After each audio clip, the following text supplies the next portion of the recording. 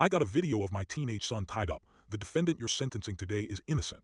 You have until 4 p.m. verdict to find proof or your son dies. I am a judge. I was reviewing the sentencing guidelines when my phone buzzed. 10 o'clock in the morning, Tuesday. A normal day. I'm Judge Holden Pierce, 49 years old, Superior Court. I've been on the bench for 12 years. Today I was supposed to sentence a man named Darius Blackwell, armed robbery, murder.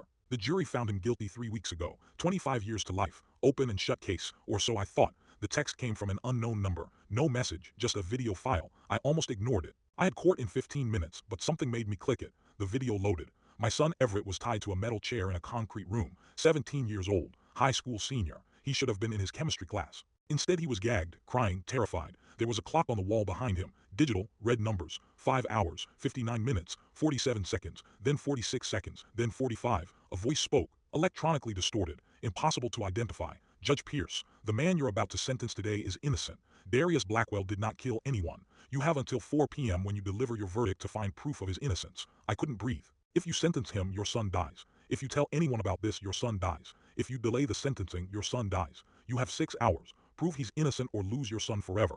Everett tried to scream through the gag. The video ended. My hands were shaking so badly I dropped the phone. There was a knock on my chamber door. Judge Pierce, they're ready for you in the courtroom. My clerk, Brixton, 26 years old, law school graduate, smart kid. Loyal, I couldn't tell him. If you tell anyone, your son dies. I stood up, tried to compose myself, walked to the door. I need a 30-minute recess. Tell them I'm reviewing the sentencing guidelines. Brixton looked confused but nodded. I locked the door behind him, pulled up the case file on my computer. State versus Darius Blackwell, case number 8473. I'd read the summary. I knew the basics, but I hadn't been the trial judge. I was just doing the sentencing. Now I had to review everything. The crime happened 14 months ago. Convenience store robbery. The clerk was shot and killed. $15,000 taken from the safe. 3 eyewitnesses identified Darius Blackwell from a photo lineup.